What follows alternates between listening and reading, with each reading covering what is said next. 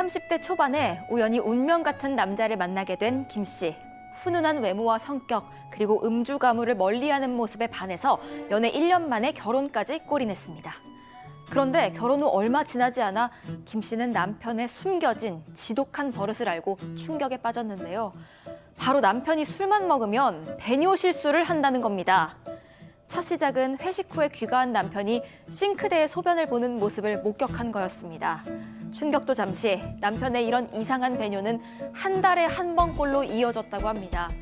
이제는 남편이 술 마신다는 소리만 들어도 어디에 영역 표시를 할지 몰라서 걱정이 된다는 김 씨. 대체 남편에게 무슨 일이 벌어지고 있는 걸까요? 자, 사건 1, 2, 3이 워낙 숨막히는 사건들이어서 자, 지금부터 좀 분위기 바꿔보겠습니다. 자, 실제 사연 저희가 조금 당사자 특정 우려가 있어서 각색했다는 점 미리 말씀드리고요. 자, 이걸 왜 연애 때는 몰랐을까?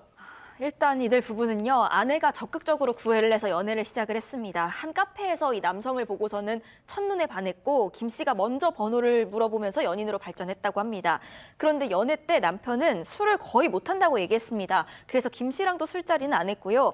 둘이 여행을 가도 술은 입에도 대지 않았고 오히려 김 씨만 술을 한두 잔 마셨다고 합니다. 김 씨의 전 남자친구들은 모두가 다 술고래였습니다. 술 문제도 많았기 때문에 오히려 술을 못 마시는 남편의 이런 모습에 반했다고 합니다. 그렇게 1년 만에 결혼을 하게 됐고 그 뒤로도 별 문제 없이 신혼생활을 즐겼습니다. 이 충격적인 진실을 언제 알게 된 겁니까? 결혼하고 나서 얼마 안 있어서 남편이 직장을 옮겼는데 걱정을 좀 하더랍니다. 이번에 옮긴 직장이 회식이 좀 많다던데 아니나 다를까 첫 번째 회식 날 남편이 본 모습을 드러냈죠. 술에 취한 상태로 들어왔는데 그거 자체가 아내에게 충격이었대요. 술 취한 모습을 한 번도 못 봤으니까. 그런데 그건 아무것도 아니었어요. 그렇게 술에 취해서 들어와서 싱크대에 소변을 봤던 겁니다. 저 뒷모습을 보면 박지훈 변호사님 전 아닙니다. 아니죠? 네. 정말 상상도 못할 충격을 받았습니다. 아마 충격이 매우 컸습니다. 김 씨 입장에서는. 저 왼손을 딱 쥐고 예. 벽에 쥐고 멍하니 쳐다봤는데 지금 보면 싱크대에 소변을 진짜 보고 사파 잘 그렸네요. 자, 물을 틀어서 소변도 내리고요. 손도 씻습니다. 그리고 아무렇지도 않게 방에 들어가기도 하고요. 그래서 김 씨 봤을 때는 와, 너무너무 놀랐는데 잠을 못 잤죠. 뜬 눈으로 밤을 지새고 다음 날 물어봅니다. 뭐냐? 이렇게 물어보니까 남편 반응이 더 가관입니다. 미안. 이렇게 얘기했다고 합니다. 심한데요, 반응? 네, 그렇죠. 진짜 머리를 조아리고 진짜 용서를 빌어야 되는데 이 남성의 반응에 이 여성은 김 씨는 더 기분이 나빴다고 합니다. 당신 처음 아니지? 이거 옛날에도 했지? 라고 이야기하니까 이렇게 이야기합니다. 사실 내가 술을 먹으면 이런 버릇이 있다라고 이야기해서 그걸 숨기기 위해서 술 한 잔도 먹지 않았다라는 이야기를 듣자 기억나시죠? 어디를 가더라도 그 신혼여행 가서도 술 한 잔 먹지 않았던 이 남성의 모습에 더 배신감을 느꼈지만 그렇죠. 어차피 우리는 엎질러진 물이잖아요. 결혼했잖아요. 그래서 이 남편이 결혼했는 상황이기 때문에 이런 부분은 감당하고 살기로 했고 남편에게 한 가지만 부탁했답니다. 저 이상 이렇게 곤드레만드레 술 먹는 건 하지 마라고 이야기했다고 합니다.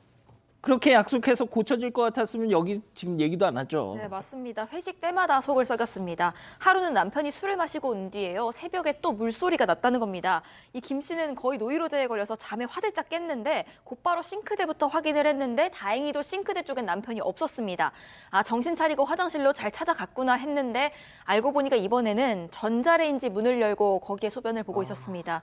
이제는 충격을 넘어서서 거의 공포감에 휩싸였다고 합니다. 그래서 이걸 영상으로 남겨서 다음날 남편에게 보여줬는데 이거 본 남편이 이제는 미안해하지도 않습니다.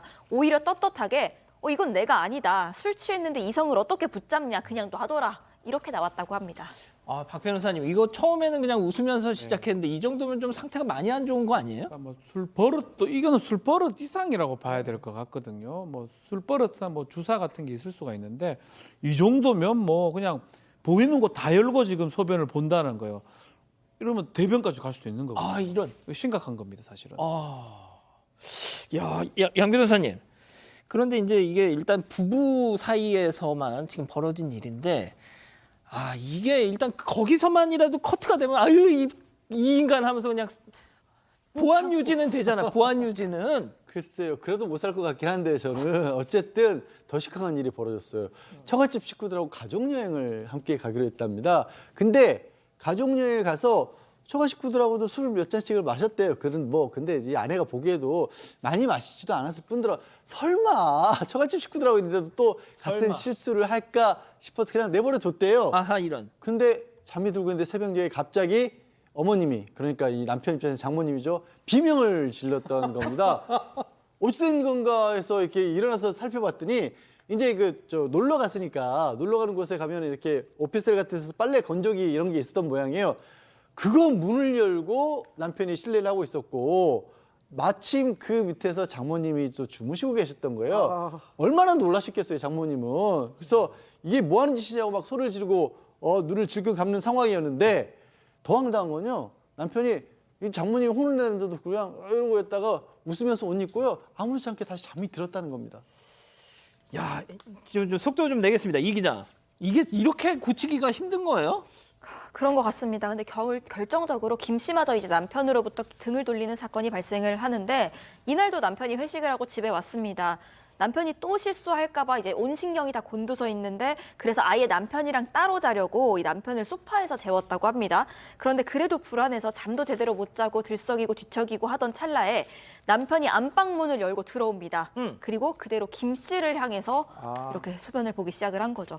김 씨는 소리를 지르면서 밖으로 나갔는데 너무 충격받고 또 공포스럽고 해서 이혼까지 생각하게 된 상황이라고 합니다. 야, 이거는 처음엔 진짜 그냥 뭐 하하하하 웃으면서 시작을 했는데 이 정도면 약간 호러가 되는데. 자, 오늘의 궁금증 이쯤에서 별별 상담소 오늘의 궁금증 짚어보죠. 아, 술만 먹으면 배뇨 실수하는 남편, 장모님 앞에서까지 그 짓을 했는데 어쩌면 좋겠냐 지금 이렇게 얘기하고 계십니다. 자, 일단 박 변호사님. 병이에요, 병. 어. 이거는 병이라고 보는 게 맞고요. 술 때문에 그런 게 아니고요. 뭔가 통제가 안 되는 상태에서 소변이나 이런 것들이 자제가 안 되는 것 같거든요. 저는 이게 무슨 이혼 이런 걸 얘기하기 전에 병원에 가야 돼요.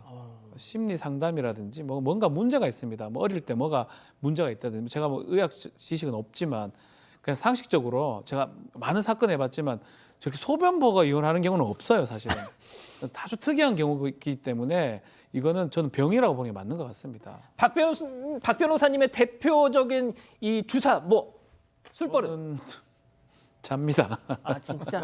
아닌데. 아닌데. 나 아닌데. 요즘 좀 피곤해서 많이 아닌데. 잡니다. 말이 좀 많아지면서 나 좀 심한 거 잡니다. 봤는데. 예. 자, 우리 예. 승희 의원님은 진짜 떳떳하시잖아요. 왜 술을 안 하시니까? 저는 아프니까 술을 먹으면. 그래서 술 먹는 사람들이 주사를 제가 다 알고 있는데 또 제가 기억력이 나빠가지고 다음날 아침에 기억을 못합니다.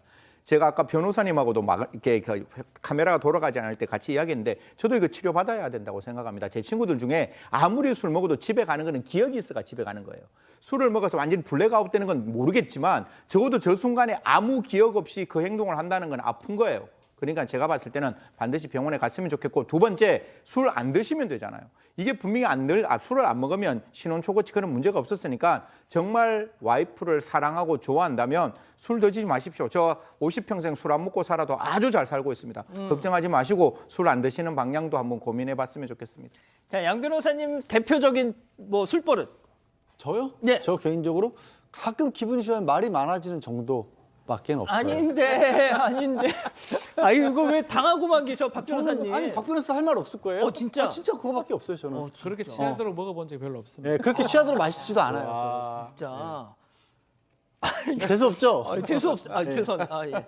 자, 이제 우리 뭐 양 변호사님한테 더 들어볼 것도 없어. 자, 우리 가족 여러분들의 의견 좀 정리해 주시죠. 네, 일단 조상우님, 이게 바로 술만 먹으면 개가 된다는 케이스인가요? 하셨고요. 복사꽃 필무렵님, 개도 아무데나 대소변 안 봅니다. 개보다도 못합니다. 하셨고요.